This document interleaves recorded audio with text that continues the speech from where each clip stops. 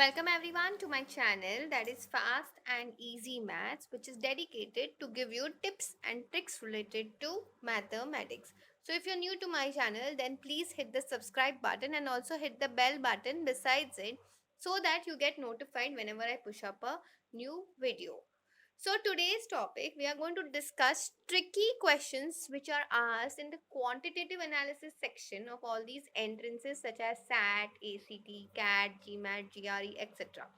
Okay. So now students, over here I'm going to show you tricks with which you will be able to solve these kind of questions in matter of seconds, or rather in under 1 minute. Okay. So let's begin. Also, before beginning, I would like to tell you all that at the end of this video, I'm going to mention a question which is similar to either of them, or rather one of these questions. Okay. And you can mention the answer of that question in the comment section. After reading your answers, I will let you know whether they are right or wrong. And in case they are wrong, don't worry, I will also give an explanation of the same. Okay, so let's talk about the first question. The first question is saying, if n is a positive integer and 5 raised to n is greater than, how many is this? Is this 40 lakhs or 4 million? What is least possible value of n? Okay, so here we have 5 raised to n, and the options are also not very easy to calculate. Okay, because 5 raised to 7 also is difficult, 5 raised to 8, 5 raised to 9, 5 raised to 10, and 5 raised to 11. Okay, and since we are talking about the least, we'll obviously start with the lowest value.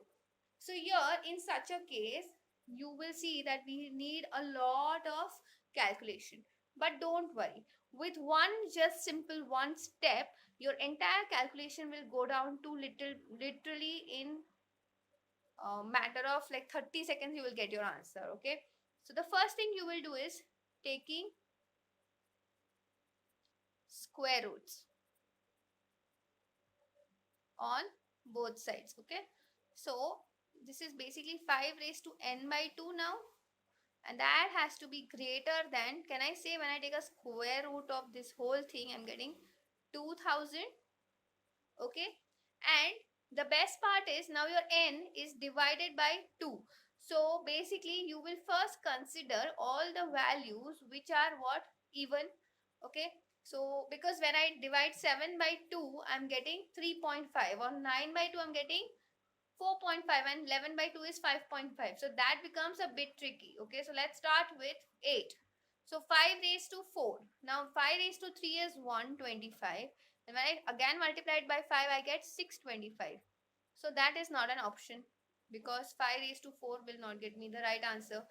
I am simply crossing these values also because they are simply odd, and I'm not going to find the answer of raised to any decimal number for this particular equation. Now we have, obviously the only option left is 10, so I can directly say that 10 is the right answer, but we'll still cross check. So 5 raised to n by 2. So 5 raised to 10 by 2 is again 5. So what is 5 raised to 5? This was 5 raised to 4. So I simply multiply this by 5 again. So I get 5 into 5 is 25. So 2 carry. 5 into 2 is 2, 10, and plus 2 is getting 12, 1 carry. 5 into 6 is 30, and 30 plus 1 is 3, 1, 2, 5. Okay, so I can directly say that 10 is the correct answer for this particular question. Now, the next one. Students, in these kind of questions, your basic understanding of indices will really work very nicely. Okay, so please ensure that you know the basics and concepts of indices. In case you don't know, or you are having some difficulty, then please mention so in the comment section. I will make a video of the same as well. Also students, please hit the like button and also share these videos with your friends or whomever you think this might be useful. Guys, you hitting the like button gives me tremendous amount of encouragement in making these kind of videos. Okay, so the next question is, if sixth root of x is equals to 6, then x, or rather then root of x raised to 6 is equals to what? Okay, so first thing first, let's just write this as nothing but what? X raised to 6 divided by 2, because it's a root, so it's raised to half. And 6 into half is nothing but 6 by 2, which can be x raised to 3. Okay, and what value we have over here is x raised to 1 by 6. Okay, which is equals to 6. Now please understand, I need to find x raised to 3. So you need to make sure that this becomes 3. So you need to multiply something over here, that your answer of index for x is 3. Okay, so let's say 1 upon 6 when multiplied by some value, let's take it as n, is equals to 3. We need to find the value of n such that my answer becomes 3. Okay, so n, I can say 6 gone on that side of the equation gets multiplied. So 3 into 6 gets you 18. So I can now very conveniently say that when I multiply, or rather when I take 18th power on both the sides, so 1 upon 6 into 18 is equals to 6 upon 6 raised to 18. Can I say this is nothing but 3, because 6 ones are and 6 threes are gets you 18. So x cube is equals to 6 raised to 18. Correct? So can I say my option E is the correct option? I hope students you're understanding how these things work. Okay, also please, I think by now most of you all must have understood that there is a pattern in which I am posting my videos. On Mondays I put up a video where we discuss these kind of questions which are asked in many of these entrances, and these kind of and these are the questions which generally most of my students are not able to understand or take a lot of time in calculating. Okay, and on Thursdays I push up videos regarding various concepts of mathematics. So if you need any other topic whose concepts you're not very clear, then please mention that in the comment section as well. Now let's talk about which of the following is best approximation of root of 3.8 into 10 raised to 25.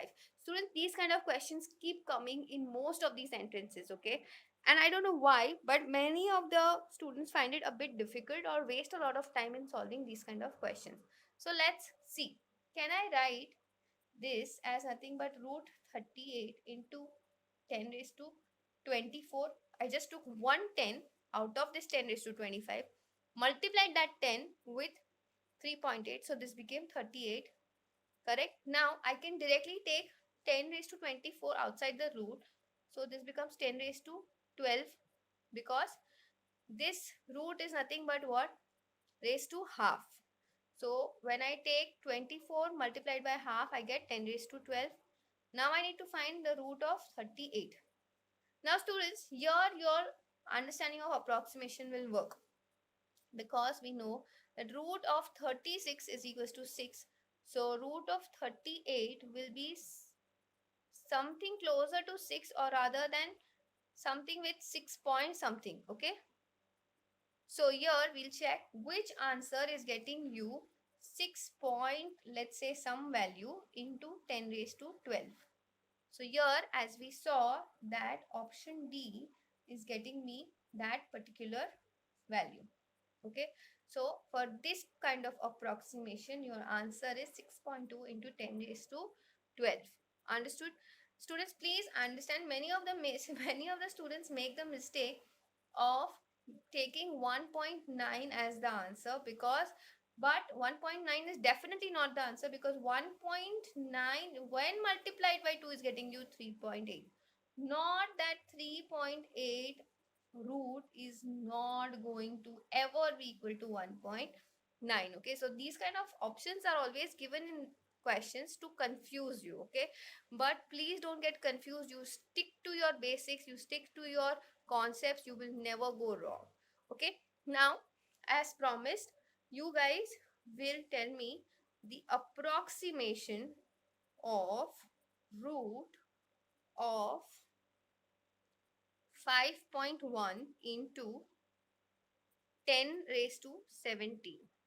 I'm not going to mention the options for this kind of a question. Please directly tell me what should be the answer. Okay, you can take some value, or you can just approximate and give me the exact values. That is also completely fine by me. So that's it for this video. I will see you in the next one. Thank you.